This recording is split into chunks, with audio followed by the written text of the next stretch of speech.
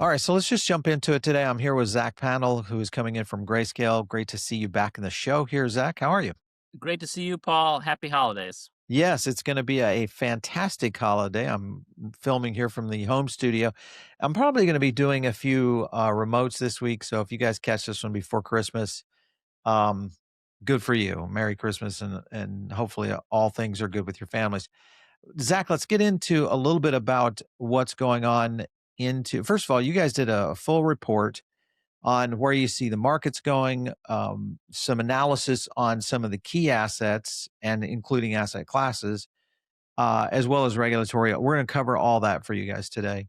But I want to lead off with ETFs. So obviously, we saw the Bitcoin and Ethereum ETFs absolutely just go skyrocketing this year. But unfortunately, we saw also a little bit of a downturn, especially specifically on some of the ETFs with Bitcoin that had not performed as well as some of the others. You look at what's happening with XRP's ETFs and Solana's ETFs. Looking into next year, where do you guys see this going? Yeah. Well, I think we are just at the very beginning of the expansion of the crypto ETF landscape here in the US. Paul, as you mentioned, we've been able to launch a bunch of new products this year, including an XRP ETF. But in addition to that, Solana, Chainlink, Dogecoin. So there's been a Yeah. significant expansion of the availability of products. And I think that you will see that continue in 2026. More single token ETF products for the things that are not yet available. And your listeners are be familiar with some of the other large cap crypto tokens that don't have an ETF yet. I think we can expect many of those in early 2026. We'll also see more diversified products, those that hold, say, a basket of altcoins or some other sort of thematic baskets of crypto ETFs. And then other income oriented products, those that generate income through staking or through Right. selling of options. So a big expansion of the product suite of crypto ETFs I would expect in 2026, building on the success that we've had this year already. So you guys get, of course, a chance to really understand the psychographic of the investors going into ETFs. You look at the performance that we saw with Bitcoin ETH, then of course Solana comes out of the gate, does fantastic. XRP comes out of the gate, absolutely just goes, crazy within the market. Are you finding when you look at the psychographic, is this going to be, especially in 2026, is it going to be more institutional? Are we going to see more retail, or is it going to be a basket of both? Where do you guys see the predominant investor class coming from for ETFs? Yeah. Well, ETFs have a very broad investor base, and so in some ways, the answer is all of those groups. But just to give some helpful guidance, I think for your listeners, we think that crypto really is at the dawn of an institutional era. Crypto is a retail first, grassroots, Hmm. bottom up phenomenon, enthusiast driven phenomenon from the very beginning. And unlike most asset classes, started there and is coming to retail, it's coming to institutional next. And we think that that process is really beginning in 2026. Some Yeah. institutional allocators are using the ETFs, but it's still fairly early stage. In my view, the bulk of the capital that's going to be entering the crypto ecosystem next year will be institutional in nature. And that's going to have implications for example, which tokens succeed. Institutional Yeah. investors likely to be very selective in terms of the tokens, in terms of the products that they're using when they build their crypto portfolio. Okay, so that brings up a really good point. The news out this morning, JP Morgan's opening crypto up into their fund managers, and of course this is going to open up to institutional capital there. That's a $4 trillion fund manager. This is indicating, to your point, exactly where you're going, and that is 2026, a big institutional year. Here's my question: with the major ETFs, Bitcoin, Solana, XRP, I'll call those the majors. Mhm. And then if you look at some of them that are just now breaking out, obviously you guys are doing a Doge ETF. Hedera's got, I'm sure, going to see more ETFs coming on HBAR. Do you think that institutional is going to be willing to go into these ETFs that are outside the top 10 crypto tokens by market cap? or do you think they're going to experiment with everything? Yeah, it will be pretty selective, and starting with those major tokens, I think is very likely. Institutional investors will care about market cap. They Yeah. will care about liquidity. They will care about use case of these assets. So it'll absolutely start just with those largest cap assets, Paul, and then only selectively will institutions dip further, and they'll have to have a reason for that. For example, Zcash for those that are focused on privacy, Chainlink for those that are focused on tokenization. So there'll be some select examples of reaching beyond just those major tokens, but I think the bulk of the capital will be directed at the largest cap crypto assets that you mentioned. All right. So within that, this gets to the point of retail integration. So institutional is most likely going to carry the markets up. Many people are looking at the S&P 500. You look at gold hits another all-time today as we're recording, and silver also breaking out. These kinds of asset moves typically don't go in this direction without a possible maybe market correction. Some people are calling for 2026 as a huge bull year. This wasn't necessarily a great year for crypto. Would you say that 26 is going to be a bull year based on this report that you guys have put out? We do see it that way. Look, 2025, Bitcoin's price, for example, will be about flat on the year if we end close to where we are today. But in many ways, it was a huge year for the crypto industry and asset class, especially for those of us operating in the United States, given all the regulatory change. And so, look, I think anyone that is focused on the long run, that's a investor, a builder in the space, has to be enthusiastic about where we're heading.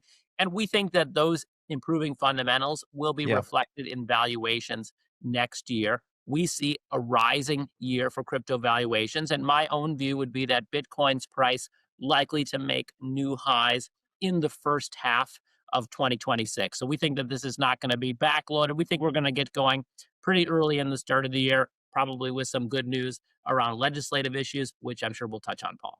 Yeah, for sure. I'm looking here at your top 10 crypto investing themes for 2026. Let me kind of zoom in on that for some of you guys that are just catching this. So it's dollar debasement risk. This is, of course, driving demand against monetary alternatives. We see that regulatory clarity, which could line up here any day now with what's going on.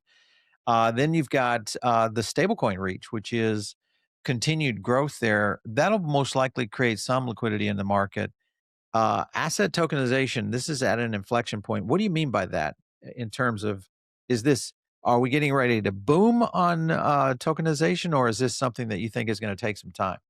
I think we are getting ready for takeoff here. Asset tokenization, bringing traditional assets onto blockchain, stocks, bonds, real estate, that has Yeah. already started. But we're reaching a point, basically, in terms of the technology and the regulation that, in our view, is going to allow this trend to accelerate significantly in 2026 and in the years to follow. This is a mega trend for crypto. We're going to, in my view, 1000x the value of assets that are represented on blockchain infrastructure in the next 5 years or so. And that mega trend, I think, has already started, but will really accelerate next year. The technology, the regulatory clarity, these are both driving things. This will have implications across many different blockchains, including the majors that you mentioned, as well as Yeah. many others. We'll get into well, let's just jump into regulatory right now, because I think the question that a lot of people had was, we were supposed to see clarity and the market structure bill come to fruit this year. That, of course, started to change up with, I will probably blame this actually on Trump because of his involvement, with, a lot of these other assets that, of course, kind of created a little bit of rub within DC. Do you feel like January could be the month where we actually get a bipartisan clarity decision, or you think this could stretch into the first quarter? Look, I think we're going to see a lot of progress in January. the government shutdown put us on a slower track than what we would have hoped, hoping to see some of this progress in December. It looks like it'll come in January, but the signals that we are getting from the key stakeholders are clear. David Sachs, the crypto and AIs are at the Yeah. White House, for example, telling us that a markup on the Senate version coming in January. Look, what I want to see is bipartisan progress on crypto regulatory clarity. That's what tells me as a Mhm. longer term oriented investor that we're going to continue to build in the right direction. If partisan politics were to stand in the way of making progress on the market structure bill in Q1, I do think that that should be considered a downside risk. So, bipartisan progress should keep us on a rising valuation path, in my view.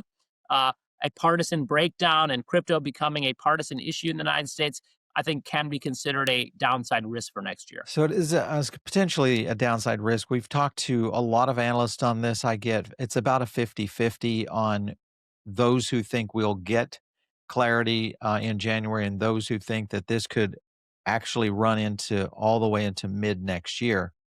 With that being the case, and you look at the upside of what you guys are looking at, one of the articles I think you guys they were writing about this report that we're showing here on screen is the upside for Bitcoin hitting a new all-time high. Now, many would say, well, that completely dismantles the 4-year cycle. It restructures everything. Many people are pointing to institutional as the reason for this, or just the fact that we've seen some cycle timing change out for this. Explain your thesis on Bitcoin getting to a new all-time high in 26. Yeah. Well, this 4-year cycle idea is just the idea we've have seen this in the past. About once every 4 years, Bitcoin has had a big drawdown.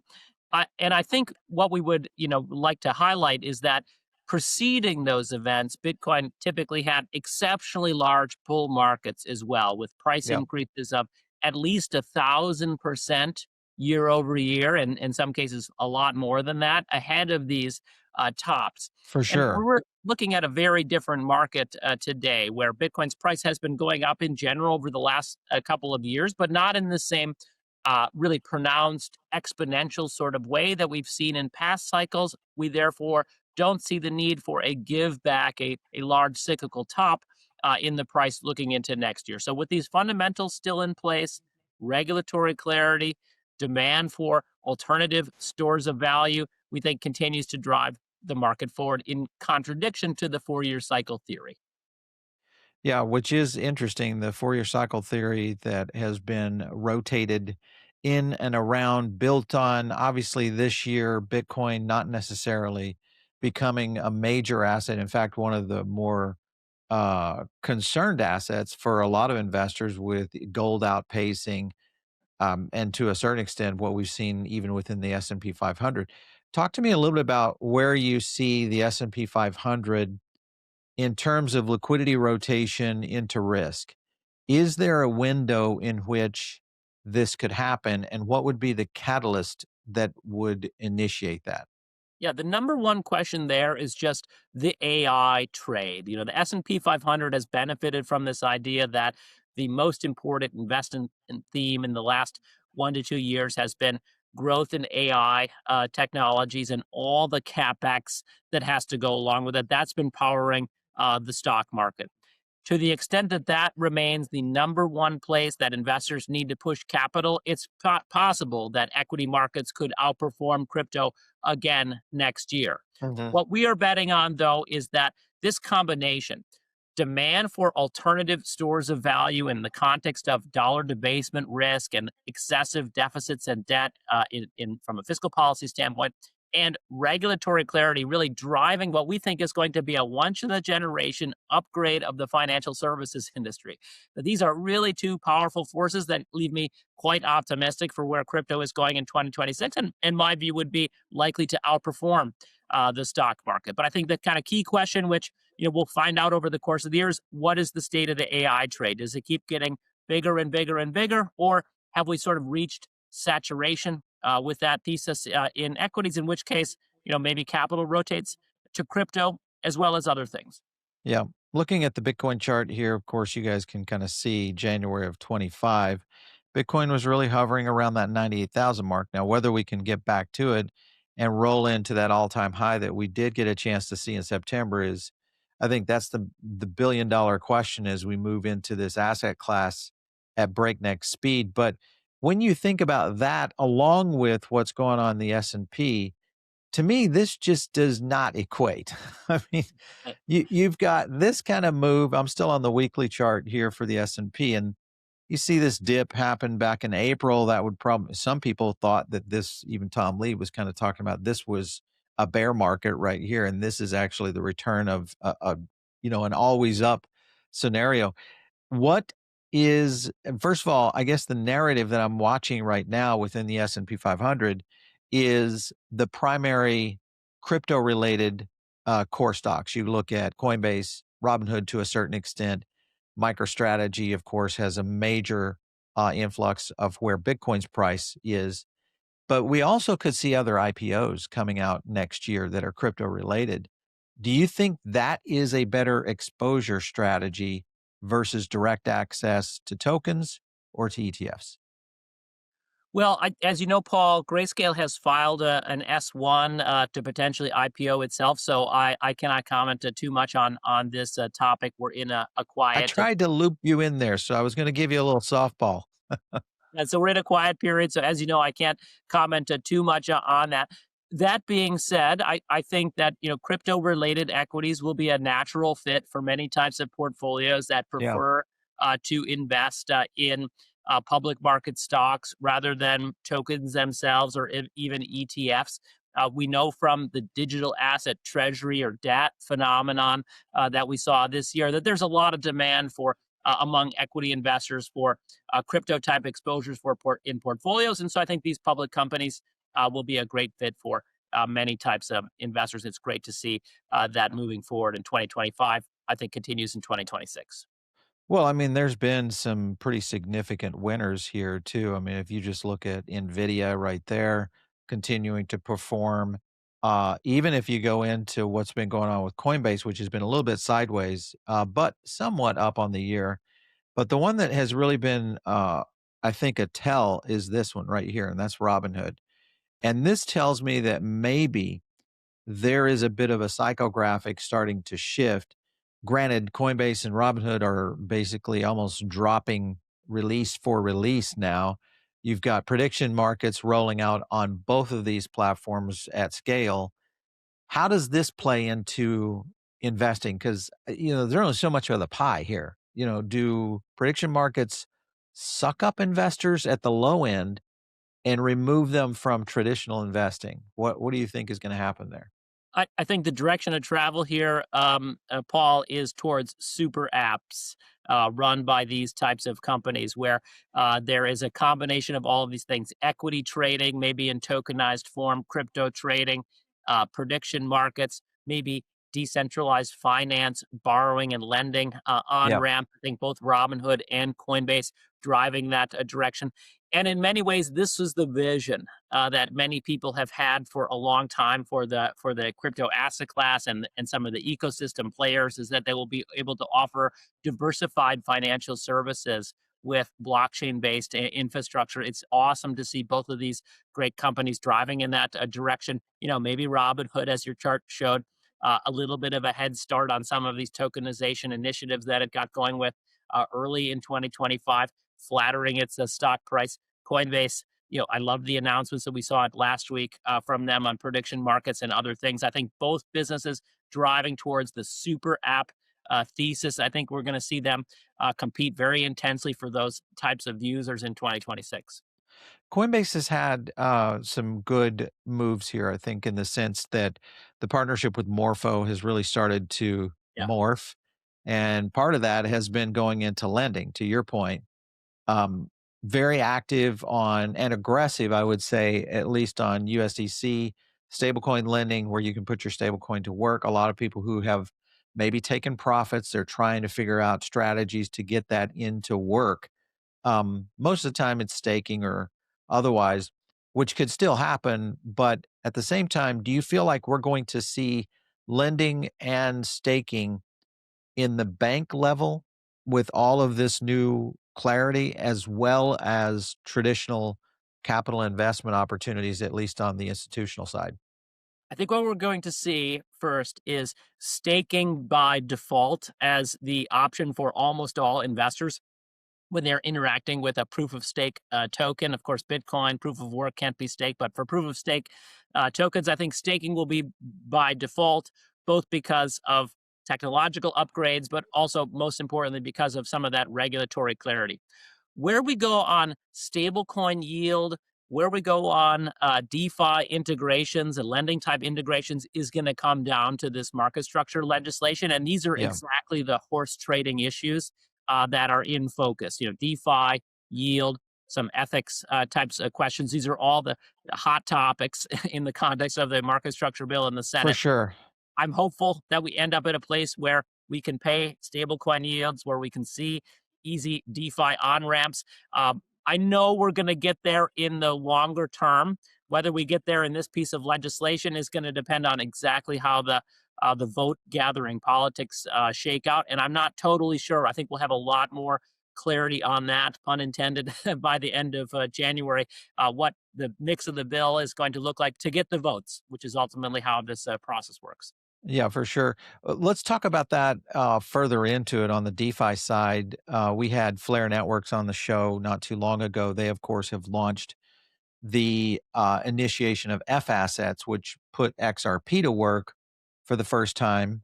They're doing the same thing for Bitcoin coming soon. So, being able to do some yield earning within some of these big assets like XRP and Bitcoin in reference to platforms like a Flare, do you think we'll see institutional capital maybe because what Hugo tells me is that institutionals coming into those kind of categories to earn for their, their clients. Do you feel like that would be a big breakout area for DeFi by institutional capital next year?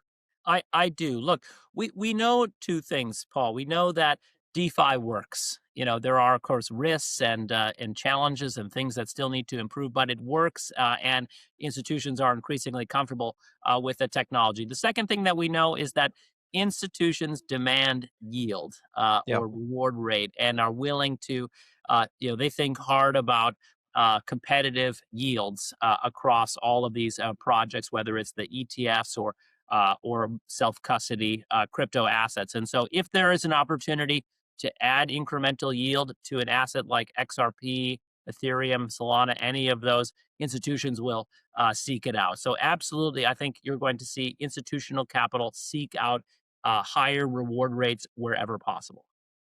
What would be some of the things that would surprise you for 2026? I mean, I think a lot of this has been pretty, I would say, cookie cutter in terms. I've talked to a lot of people about predictions this year. Now, I won't say predictions, just trends in general.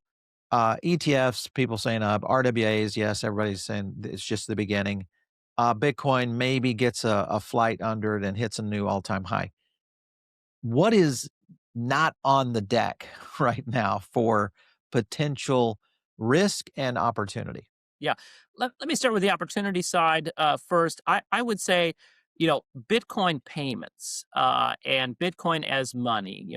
This is a topic that uh, is being worked on by legislators. For example, tax exemptions for small dollar denominated Bitcoin transactions, things that Saw you that. can use on the Lightning Network, for example. If we can get some of this tax issue clarified, that potentially opens up payments opportunity for cryptocurrency. I think that maybe that's my dark horse candidate for a good Mm, news story okay. next year is Lightning Network and Bitcoin payments. Watch that space. Dark horse, not central case, but an upside risk scenario. In terms of downside risks, I think we need to talk about the quantum issue. Now, this is a very technical subject, but at a high level, it relates to the issue that quantum computers are kind of a hardware upgrade, and our internet, which uses cryptography, is going to need a software upgrade to match that at some point in the next decade or something like this. This is still Yeah. down the road, but more and more debate on this topic, more focus from investors and capital allocators on this topic in 2026. To me, that could be considered a downside risk, just something that could enter institutional investors' risk consideration process when they're putting market capital to work in crypto markets. So Bitcoin payments, maybe my upside tail risk, quantum debate, my downside tail risk, something like that. All right, I like those. I'm interested in seeing quantum being a thing in next year. I'm still skeptical as whether or not that would now could there be some derivative of it? Maybe I think with the advancement of just AI in general, but that's something to watch. I'm looking at one of the charts that you guys had in this report. Let me bring it up here real quick. It was this one right here, and it was in reference to crypto now a mid-sized alternative asset class. So you've got other crypto sectors involved in that against Bitcoin. Pretty much everything's performing as expected, with the exception, of course, this downside that we've seen in the altcoin market over the past 6, 8 months. 2026, do we see altcoins? And I know you guys have a lot of altcoin ETFs, single asset, and eventually we'll have these basket products.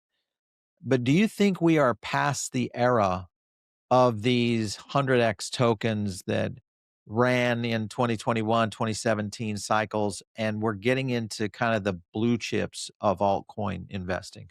Where do you guys stand? Yes, I do by and large think that crypto is going to be a top heavy asset class with a small number of extremely valuable assets. Mhm. Bitcoin is already a very highly valuable asset, and there are a few things behind that in different categories. I don't think that we should expect hundreds of interesting crypto tokens. I would be very surprised if we get to the crypto 500 in next couple of years. Yeah. It will be a Yeah. top heavy asset class with a small number of dominant tokens. And I think, the largest tokens today, probably there's a good chance that in 5 years' time are still the largest tokens in the marketplace.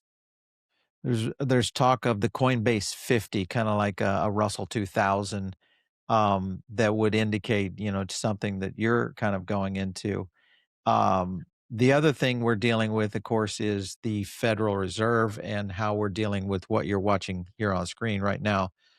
Government debt, in terms of share of GLP. This does not look good.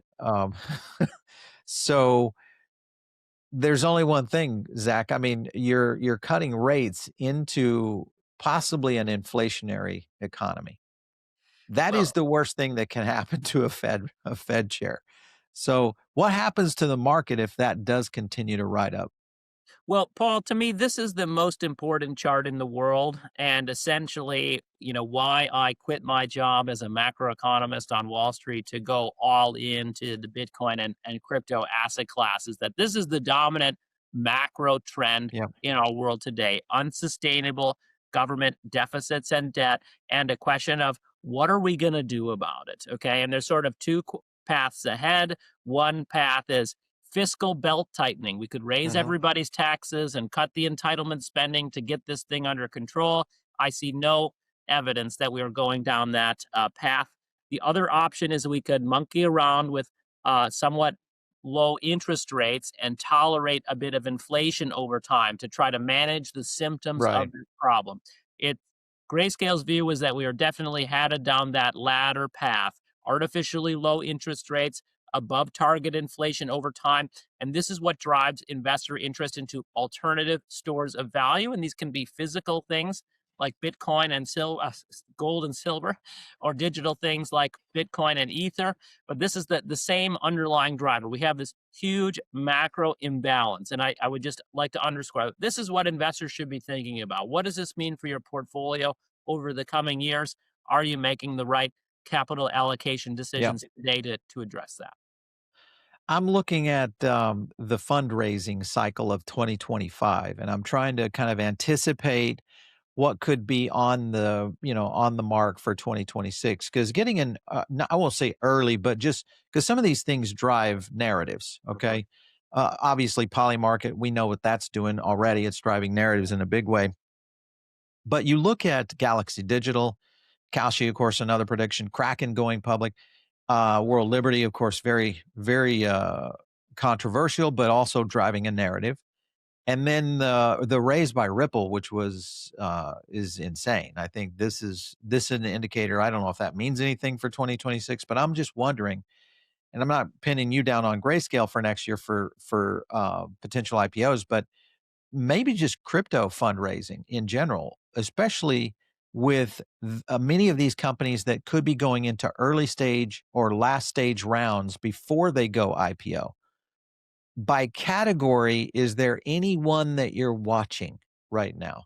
Yeah, I this is a great list here, and I think when I'm into 2026, if we drew this image again at the end of next year, I would expect to see stablecoin infrastructure providers, tokenized asset infrastructure providers, Yeah. and privacy infrastructure providers to be at the top of the list. That would be my current bet as where the next wave of aggressive fundraising is likely to come. Those are really the leading areas: stablecoins, tokenization, and privacy.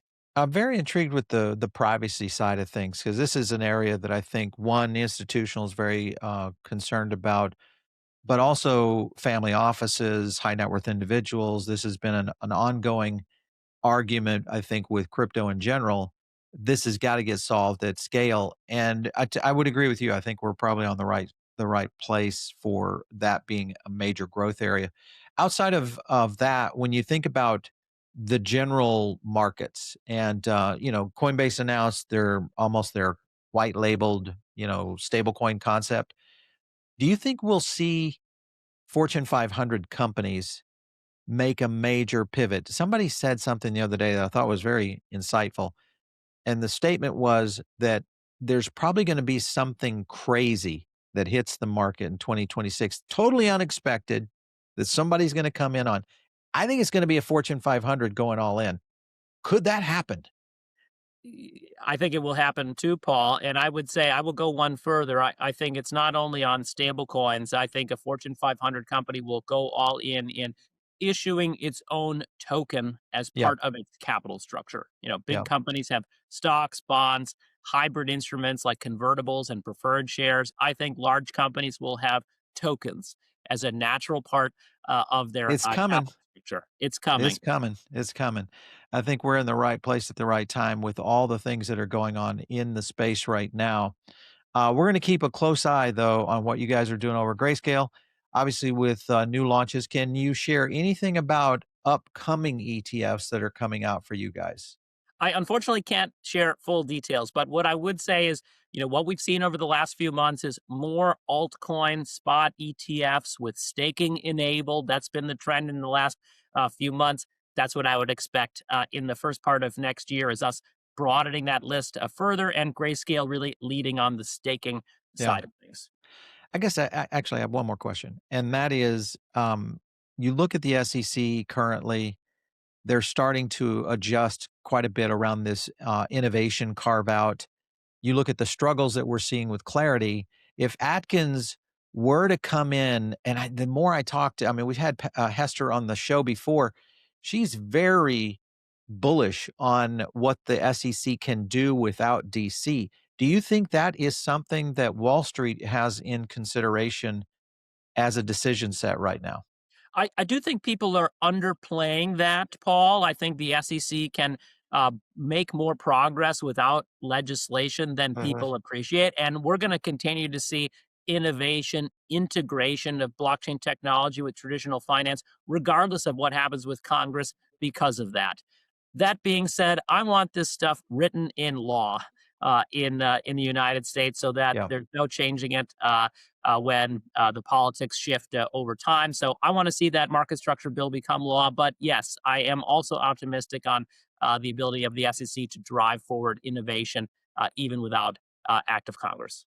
That's an indicator right now. We're going to be in DC next month at one of the summits up there, and it's interesting to me because the more I listen and talk with the people at the SEC, and then I hear, of course, when now we have the new CFTC chair, that could change things dynamically in the sense of maybe a unified front that starts creating some strategic innovation layers for what's happening in blockchain, which of course would translate and equate to something that could go on in Wall Street. So, man, interesting days ahead here, and it feels like we are just in the building blocks era right now. Is that how you feel, Zach? You've been around this for a long time.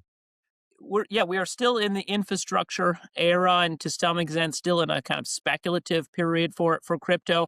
But that is coming to a close, honestly, and the thick part of the adoption curve is right in front of us. This next 5 years, where we have regulatory clarity, this is like where the internet was in the late 90s and early 2000s, Yeah, really on the edge of mainstream adoption. I am here for it. Absolutely. I like it. Well, even as we're recording this, I mean, we just clipped over 3 trillion on market cap again. Bitcoin, of course, is up a little bit on the day.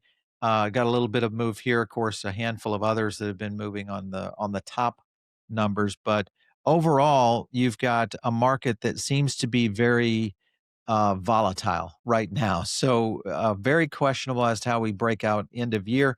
I'm more interested after the first of the year because I think people, maybe to a certain extent, will then maybe take some wins to kind of avoid that cap gains for 2025 and roll it into 2026. So there may be some early plays coming in early 2026. You guys be on the lookout for that.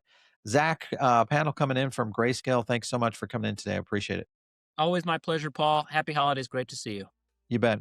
All right, you guys know what to do. If you have not liked and subscribed here on the show, make sure and do that. Also, share this show out there with as many as you can. There's a lot of people that don't really understand what is happening right now.